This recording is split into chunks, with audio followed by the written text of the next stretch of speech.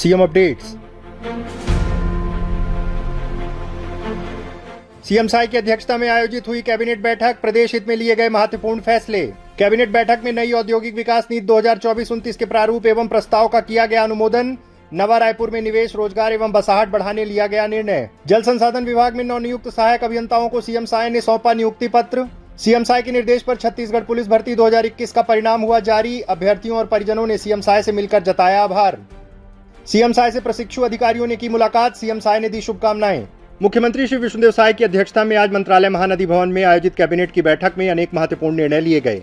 खरीफ विपणन वर्ष 2023-24 में छत्तीसगढ़ राज्य सहकारी विपणन संघ को समर्थन मूल्य पर धान खरीदी हेतु स्वीकृत शासकीय प्रत्याभूति राशि 14,700 करोड़ रुपए की वैधता अवधि को 1 वर्ष बढ़ाते हुए 31 अक्टूबर 2025 तक पुनर्वैधीकरण करने का निर्णय लिया गया। त्रिस्तरीय पंचायत एवं नगरीय निकाय के चुनाव में अन्य पिछड़ा वर्ग कल्याण आयोग के प्रथम प्रतिवेदन एवं अनुशंसा अनुसार आरक्षण प्रदान किए जाने का निर्णय लिया गया। इसके तहत स्थानीय निकायों में आरक्षण को एकमुश्त सीमा 25% को शिथिल कर अन्य पिछड़ा वर्ग की जनसंख्या के अनुपात में 50% आरक्षण की अधिकतम सीमा तक आरक्षण प्रदान किया जाएगा। ऐसे निकाय जहां पर अनुसूचित जाति अनुसूचित जनजाति का आरक्षण कुल मिलाकर 50% या उससे अधिक है, वहां अन्य पिछड़ा वर्ग का आरक्षण उस निकाय में 0 होगा। यदि अनुसूचित जाति जनजाति का आरक्षण निकाय में 50% से कम है तो उस निकाय में अधिकतम 50% की सीमा तक अन्य पिछड़ा वर्ग का आरक्षण होगा, परंतु यह आरक्षण उस निकाय की अन्य पिछड़ा वर्ग की आबादी से अधिक नहीं होगा।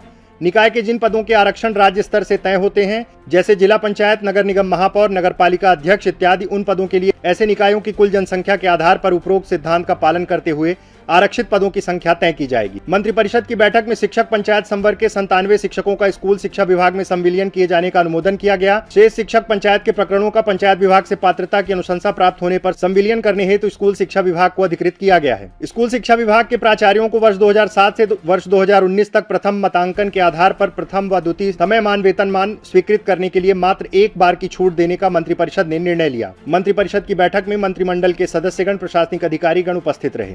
मंत्रिपरिषद द्वारा छत्तीसगढ़ राज्य की नई औद्योगिक विकास नीति 2024-30 के प्रारूप एवं प्रस्ताव का अनुमोदन किया गया। यह नई औद्योगिक विकास नीति 1 नवंबर 2024 से प्रारंभ होकर 31 मार्च 2030 तक प्रभावशील रहेगी। इस नीति में अमृतकाल छत्तीसगढ़ विजन 2047 की परिकल्पना को साकार करने के लिए प्रावधान किए गए हैं। इस नीति से प्रदेश में औद्योगिक विकास के नए आयाम स्थापित होंगे।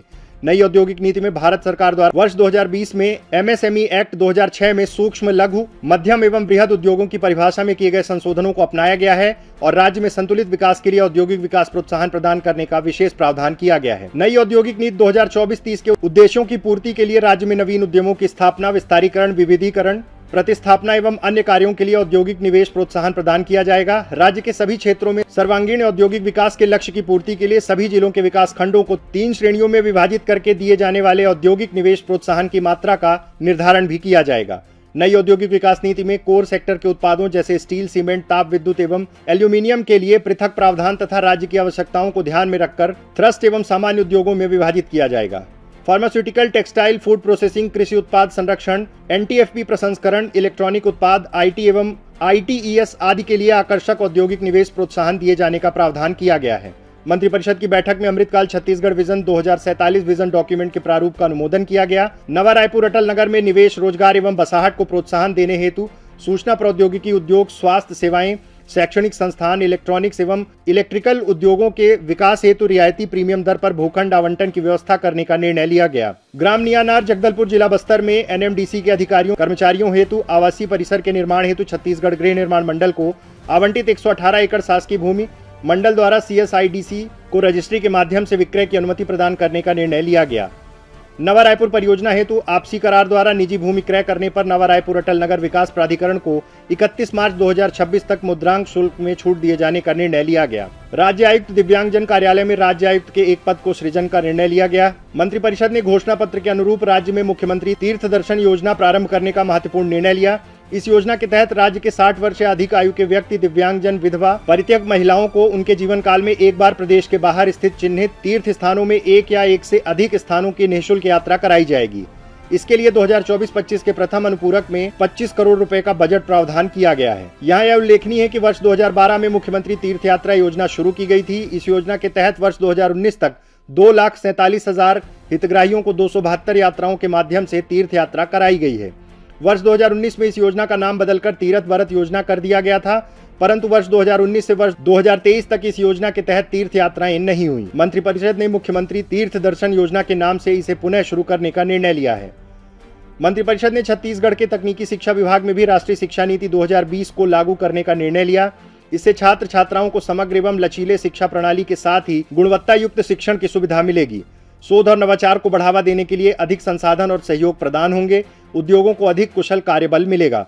मंत्रिपरिषद की बैठक में जनहित को देखते हुए अचल संपत्ति के अंतरण संबंधी दस्तावेजों के रजिस्ट्रीकरण, फीस के लिए युक्तियुक्तकरण का निर्णय लिया गया। बैठक में रजिस्ट्री अधिनियम 1908 का 16 से संबंधित रजिस्ट्रीकरण शुल्क सारणी में पुनरीक्षण संबंधी प्रस्ताव का अनुमोदन किया गया। छत्तीसगढ़ नगर पालिका अधिनियम 1956 संशोधन अध्यादेश 2024 के प्रारूप का अनुमोदन किया गया। छत्तीसगढ़ नगर पालिका अधिनियम 1961 संशोधन अध्यादेश 2024 के प्रारूप का अनुमोदन किया गया। मुख्यमंत्री श्री विष्णुदेव साय आज नवा रायपुर अटल नगर के सेक्टर 24 स्थित सर्किट हाउस में जल संसाधन विभाग में नवनियुक्त सहायक अभियंताओं के नियुक्ति पत्र वितरण कार्यक्रम में शामिल हुए। सीएम साय ने छत्तीसगढ़ लोक सेवा आयोग द्वारा चयनित जल संसाधन विभाग के 83 सहायक अभियंताओं को नियुक्ति पत्र वितरित किए। मुख्यमंत्री श्री विष्णुदेव साय ने नवनियुक्त अभियंताओं को शुभकामनाएं देते हुए कहा कि मुझे आशा है कि आप सभी अपने दायित्वों का निर्वहन निष्ठापूर्वक करेंगे। जल संसाधन विभाग के साथ साथ हमारी सरकार सभी विभागों में मानव संसाधन सहित सभी तरह के संसाधनों की पूर्ति के लिए तत्परता के साथ काम कर रही है।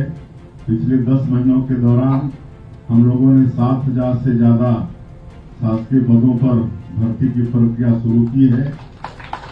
इसी क्रम में आज जल संसाधन विभाग में भी नियुक्तियां की गई हैं। इस अवसर पर जल संसाधन मंत्री श्री केदार कश्यप, मुख्यमंत्री के सचिव श्री राहुल भगत, जल संसाधन विभाग के सचिव श्री राजेश सुकुमार टुप्पो सहित अन्य अधिकारीगण, नवनियुक्त सहायक अभियंता उपस्थित रहे।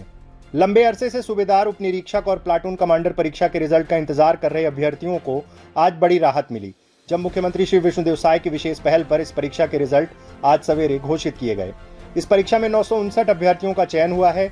आज मुख्यमंत्री श्री विष्णुदेव साय से पुलिस विभाग में चयनित लगभग 30 से 40 अभ्यर्थियों और उनके परिजनों ने नया रायपुर स्थित सर्किट हाउस में मुलाकात कर मुख्यमंत्री का फूलों की माला पहनाकर आभार व्यक्त किया। इस दौरान मुख्यमंत्री श्री साय को एक अभ्यर्थी की दादी ने मिठाई खिलाकर आभार व्यक्त किया।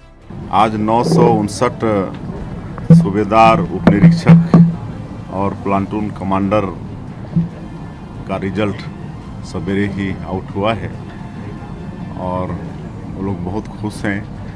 काफ़ी उनको इंतज़ार करना पड़ा, संघर्ष भी करना पड़ा, लेकिन अंततः आज रिजल्ट आउट हुआ।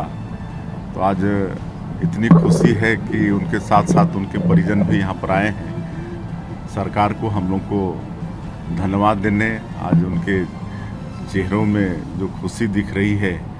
मुख्यमंत्री श्री विष्णुदेव साय से आज मंत्रालय महानदी भवन में नेताजी सुभाष चंद्र बोस राज्य पुलिस अकादमी चंदखुरी में प्रशिक्षण प्राप्त कर रहे भारतीय पुलिस सेवा एवं राज्य पुलिस सेवा के प्रशिक्षणार्थियों ने सौजन्य मुलाकात की। मुख्यमंत्री श्री साय ने कहा कि आप लोगों से उम्मीद है कि जनता की बेहतरी के लिए पूर्ण समर्पण भाव से कार्य करेंगे। इस अवसर पर भारतीय पुलिस सेवा के वर्ष 2023 बैच के 7 अधिकारी एवं राज्य पुलिस सेवा के वर्ष 2022 बैच के 6 अधिकारी एवं 2 सहायक जेल अधीक्षक, अपर पुलिस महानिदेशक श्री SRP कल्लूरी, मुख्यमंत्री के सचिव श्री राहुल भगत, राज्य पुलिस अकादमी के निदेशक Shri Ratanlal Dangi, ASP doctor Pankaj Shukla, major drill प्रशिक्षण श्री उदय सिदार भी उपस्थित रहे। सीएम अपडेट्स में आज के लिए इतना ही। कल फिर मिलते हैं नए अपडेट्स के साथ। जय हिंद, जय छत्तीसगढ़।